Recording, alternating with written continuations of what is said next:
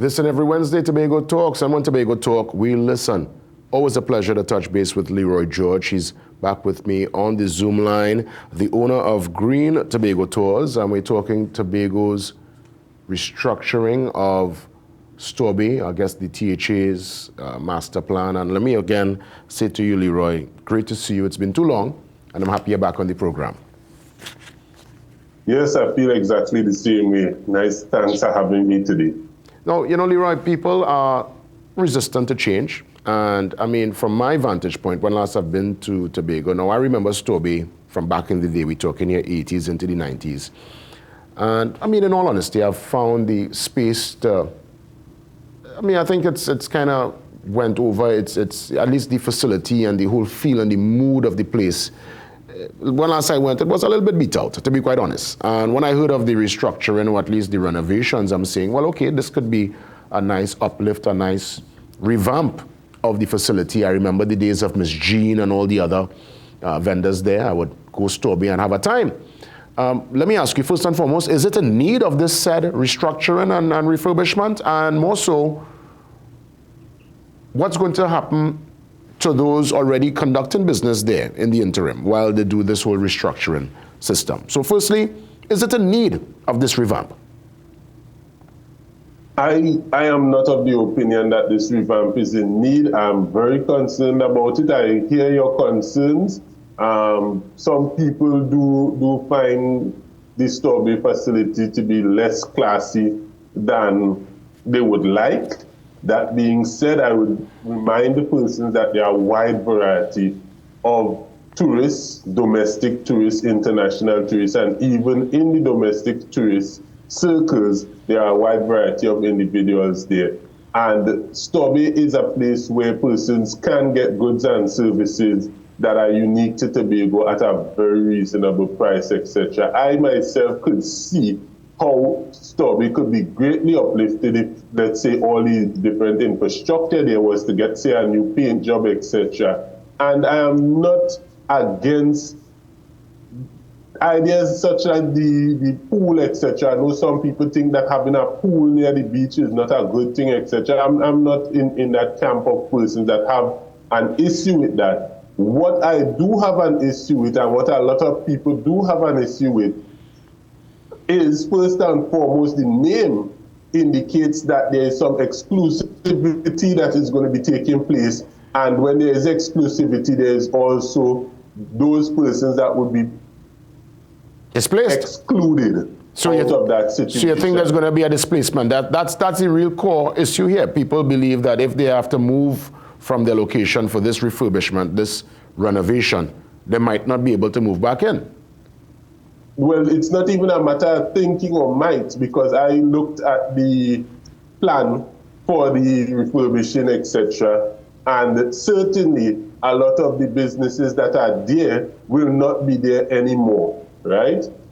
When you look at the plan, as soon as you get into the Stawbey area, first thing you'd notice, there is no accommodation in this new Stawbey club, and I want to just emphasize on the word club, because a club, again, points out the exclusivity, and Stawbey at present is such that you could get there for free, you could be there for free, there is no picking and choosing, it's open to the public, etc.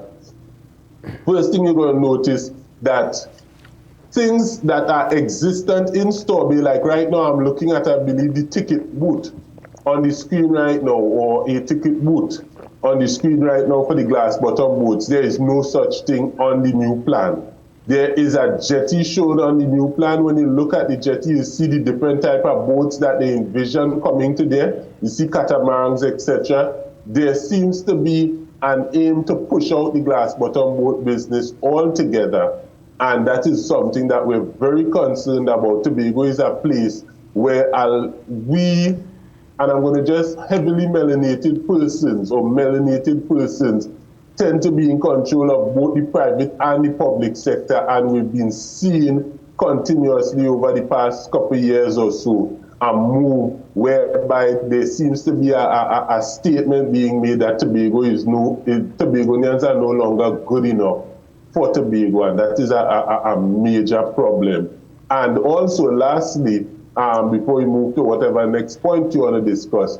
There are things that should be done in the Tobago space before this is done. For example, only a few days ago, some patrons at Pigeon Point Beach, which is the high society or most privatized beach in the Tobago space, some patrons were going on a glass bottom boat, and because the jetty area, the stairs area of the jetty where persons load onto the boat is in a dilapidated state, one customer from Trinidad, a domestic tourist, got one of his toes slightly removed, or basically about a third of the toe was removed because of an injury that he sustained trying to load onto the boat. And since that happened, a report was made to the Pigeon Point. And Pigeon Point, for those who don't know, is only a couple 100 meters away from Storby. To the management of Pigeon Point, a report was made, etc. And no attempt has been made so far to rectify even the jetty or to compensate the persons who would have been injured or to compensate the providers who would have lost income in that particular scenario. And if I'm going to be very frank, I am certain, being somebody that has been in the business and been around the situation altogether, that had the provider of the service been not of African descent and had the customers not been of East Indian descent, but in either or both cases they have been of European descent, the readiness to fix the situation and to restore what has been lost in terms of the bodily missing of the toe or the income that was not generated, etc., would have happened much quicker. And I feel as though there is, because there's other things happening, and that's the real problem. Wow. Other things happening around this scenario and in the general area that seems to be an indication that this present THA administration wants Tobagonians to understand that Tobago is, they're no longer good enough for Tobago. Well, Leroy, let me tell you, that speaks to a deeper mental chain, and I guess probably another day we could elaborate. But I want to take it now to the Chief Secretary, Farley Augustine, who is from Tobago. He must understand the pulse, the rhythm of the island, right? Born and raised. We all know, I mean, I'm from Trinidad. I know Storby is a rootsman location. Do you think he's taking instructions or directive from investors or probably an interest group? Somebody's behind the curtain, probably trying to make this particular Storby Club become a reality? Because from what you're saying, it's going to move from this grassroots rootsman, you know, this local feel to probably, they're going to move it to a nice, affluent, uptown, kind of give it that modern, nice look and feel, which is all good. But sometimes with that push, as you said, some of the original players might have to take a backseat or not even be in the dance. What's your take on why this is happening at this point in time? Yes, straightforward. I think there are very, very, very few people in the Tobago space that are not of the suspicion that the Chief Secretary is suffering from a couple of ailments, one being a personality disorder, commonly known in the West Indian area as Rich and Switch, and also that perhaps investors in his new political party and persons that he is now, he's in the pockets of individuals that want to see Tobago sold out to them. Long story short, he's on the process of selling out Tobago. And the examples are way too many to even count within a short period of time. I will say that it started when Tobagonians started to realize what was going on. It started when all, and I use the word all with certainty, right? And I mean all, the major contracts in Tobago that used to go to melanated Tobagonians are now going to contractors in Trinidad from UNC-controlled areas of Trinidad. And so that was the very first red flag. And since then, we've been seeing more and more red flags. The second one would be when there was a situation where persons from the China Railway Construction Limited were in the homes of melanated Tobagonians, taking out their possessions, etc., putting it on the side of the street, even before the compulsory acquisition situation had been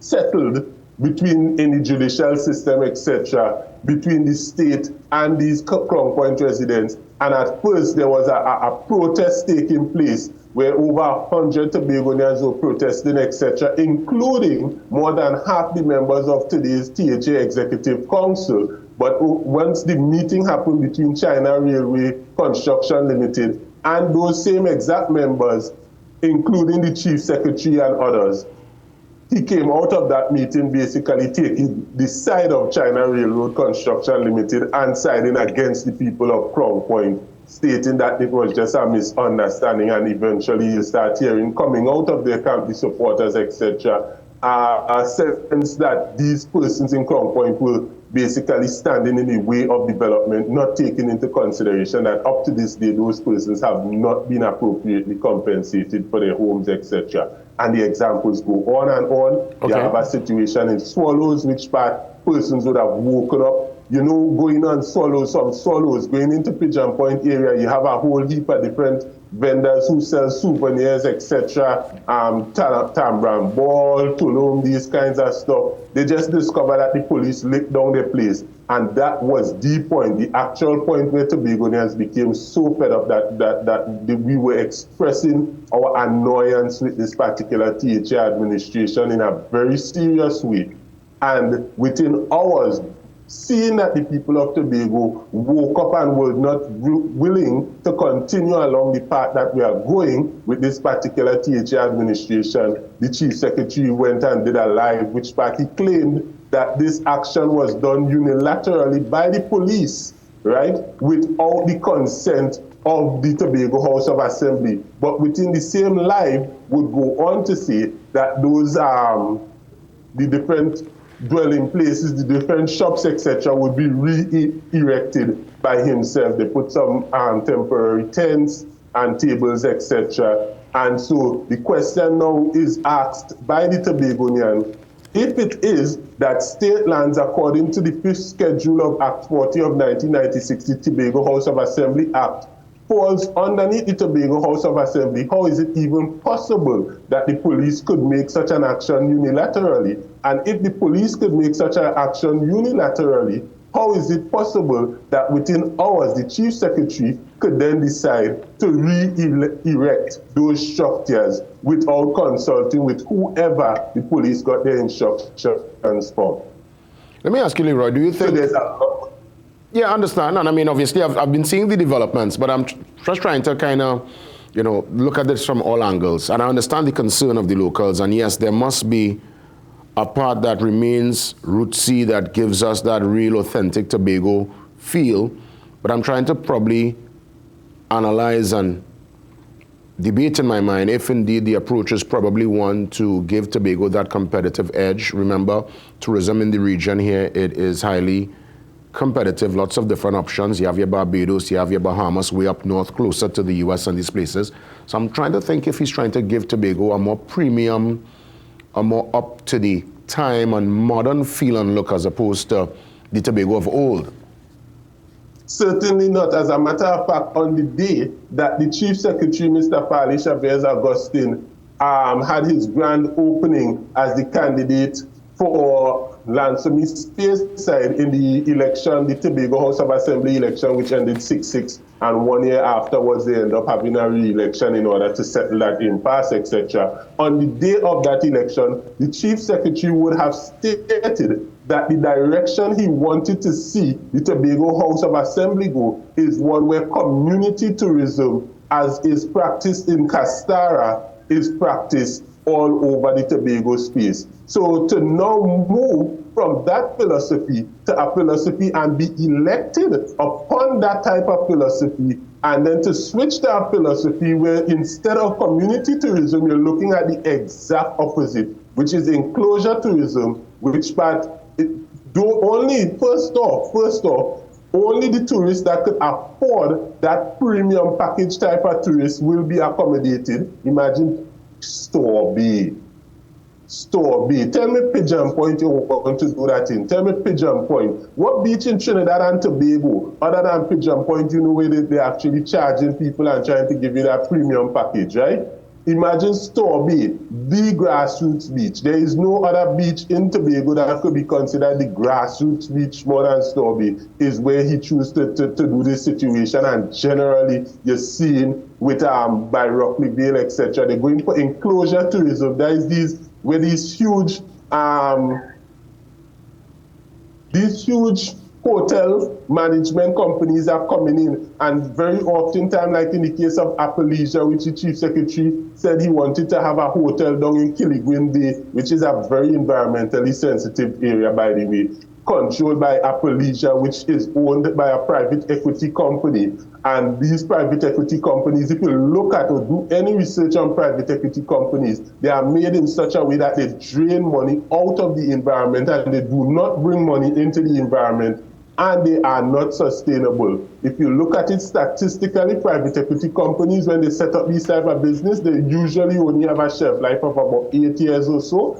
And these companies, according to the rules and the laws of Trinidad and Tobago, will not be paying any tax for 7 years. So almost the entire time that they're going to be here, right? They're not going to be paying any taxes. Nothing is going to be coming back to the people, etc. Wow. And everything is going to be leaving. Right now, Tobago has been seeing back-to-back recessions. A recession, for those who do not know, is a quarterly period of a year. So a 3-month period where you have a situation whereby the GDP, the gross domestic product, the total sum of goods and services produced in that environmental nation, etc., it goes backwards. So you have a negative growth instead of positive growth.